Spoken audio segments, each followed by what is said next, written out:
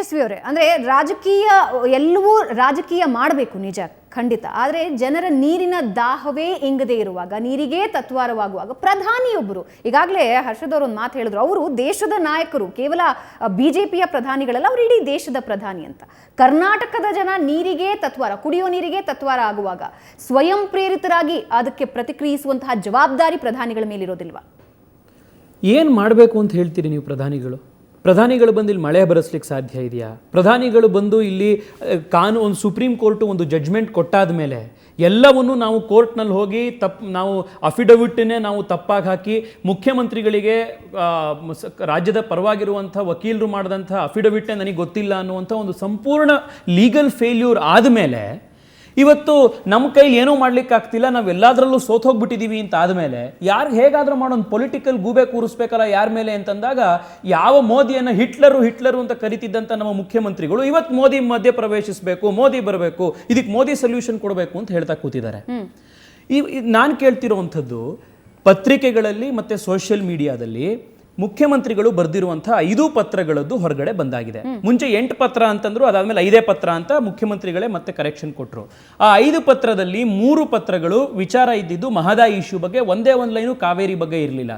ಕಾವೇರಿ ಬಗ್ಗೆ ಬಹಳ ಸ್ಪಷ್ಟವಾಗಿ ಬರೆದಂಥ ಪತ್ರ ಸೆಪ್ಟೆಂಬರ್ 9ನೇ ತಾರೀಕು ಸುಪ್ರೀಂ ಕೋರ್ಟ್ ನ ಜಡ್ಜ್ಮೆಂಟ್ ಬಂದಾದ್ಮೇಲೆ. ನಾನು ಅದನ್ನು ಕೇಳ್ತಿರೋಂಥದ್ದು, ಅದಕ್ಕಿಂತ ಮುಂಚೆ ನಾನು ಹೇಳ್ತಿರೋಂಥದ್ದು, ಈ ಮೋದಿ ಪ್ರವೇಶಿಸಬೇಕು ಅಂತ ಹೇಳ್ತಿರೋ ಆರ್ಗ್ಯುಮೆಂಟ್ ಇದೆಯಲ್ಲ, ಮೊನ್ನೆ ಇಡೀ ಬೆಂಗಳೂರು ಹೊತ್ತಿ ಉರಿತು, ಇಡೀ ಮಂಡ್ಯ ಸುತ್ತಮುತ್ತಲ ಪ್ರದೇಶಗಳು ಹೊತ್ತಿ ಉರಿದುವು. ಕೇಂದ್ರ ಸಚಿವರು ಮೋದಿ ದೊಡ್ಡದಾಗಿ ಟ್ವೀಟ್ ಮಾಡಿದ್ರು, ಕೇಂದ್ರ ಸಚಿವರು ಹೇಳಿಕೆಯನ್ನ ಕೊಟ್ಟರು, ಶಾಂತಿಯನ್ನ ಕಾಪಾಡಿ ಅಂತ. ಯಾವುದಕ್ಕೆ ಶಾಂತಿ? ಯಾಕೆ ಈ ಗೊಂದಲ ಉಂಟಾಗಿದೆ?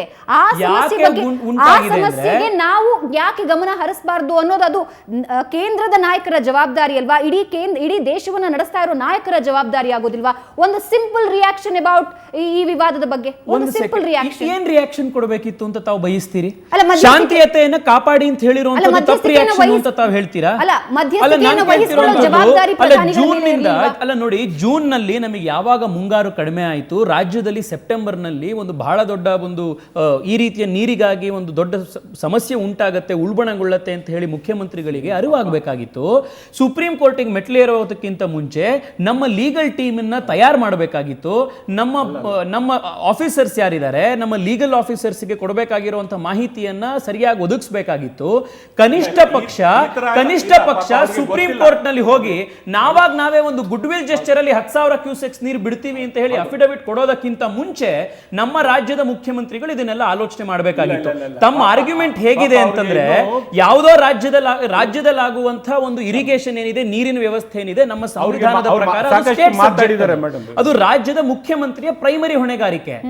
ಆದ್ರಿಂದ ನೀವು ಹೇಳ್ತಿರೋಂಥದ್ದು ಹೇಗಿದೆ ಅಂತಂದ್ರೆ, ನಾನು ಪ್ರಧಾನಮಂತ್ರಿಗಳಿಗೆ ಹೊಣೆಗಾರಿಕೆಯೇ ಇಲ್ಲ ಅಂತ ನಾನು ಹೇಳ್ತಿಲ್ಲ, ಆದ್ರೆ ನಮ್ಮ ಮುಖ್ಯಮಂತ್ರಿಗಳು ಪ್ರಧಾನಮಂತ್ರಿಗಳು ಹೊಣೆಗಾರಿಕೆ ತಗೊಳ್ಬೇಕು ಅಂತ ಹೇಳ್ತಿರುವಂತ ಸ್ಟೇಜ್ ಯಾವತ್ತಿದೆ ಅಂತಂದ್ರೆ, ನಾವು ಸುಪ್ರೀಂ ಕೋರ್ಟಿಗೆ ಹೋಗಿ ಸುಪ್ರೀಂ ಕೋರ್ಟ್ ನಲ್ಲಿ ಚೀಮಾರಿ ಹಾಕಿಸ್ಕೊಂಡು ಎಲ್ಲ ಕಡೆ ಪ್ರಧಾನಮಂತ್ರಿ ಕೈ ಕಟ್ಟಾದ ಮೇಲೆ ನಾವು ಲೀಗಲಿ ಫೇಲ್ಯೂರ್ ಆಗಿದ್ದೀವಿ.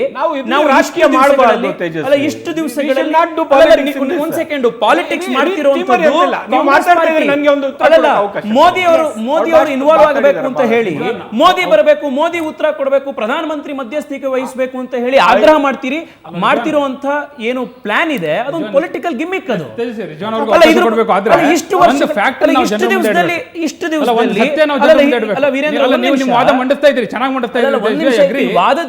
ಯಾರು ವಾದ ಮಂಡಿಸ್ತಾ ಇದ್ದಾರೆ ಅಂತಲ್ಲ. ಇವತ್ತು ನೋಡಿ, ನಾನು ಹೇಳ್ತಿರೋಂಥದ್ದು ಇದೇ ವಾಸ್ತವನ ವೀರೇಂದ್ರ ಅವರ. ಇವತ್ತು ನಾನು ನೀವು ಇಬ್ರು ಬೆಂಗಳೂರಿನಲ್ಲಿ ಇರೋರು, ನಾವಿಬ್ರು ಕೂಡ ಕಾವೇರಿ ನೀರನ್ನ ಕುಡಿತಿರೋಂಥವ್ರು, ಇವರು ಕೂಡ ಎಲ್ಲರೂ ಕೂಡ ನಾನು ಕೇಳ್ತಿರೋಂಥದ್ದು, ಇವತ್ತೇನ್ ತಾವು ಸುವರ್ಣ ನ್ಯೂಸ್ ಅವ್ರ ಏನು ಪರಿಸ್ಥಿತಿಯನ್ನು ಎಕ್ಸ್ಪ್ಲೇನ್ ಮಾಡಿ ತೋರಿಸಿದ್ದೀರಾ, ಸುಪ್ರೀಂ ಕೋರ್ಟಿಗೆ ಮನವರಿಕೆ ಮಾಡ್ಕೊಡ್ಲಿಕ್ಕೆ ಆಗ್ತಿರ್ಲಿಲ್ವಾ? ನಾವು ಸುಪ್ರೀಂ ಕೋರ್ಟಿಗೆ ಹೋಗಿ ನೀವೇ ಒಂದು ತನಿಖಾ ಒಂದು ಸಮಿತಿ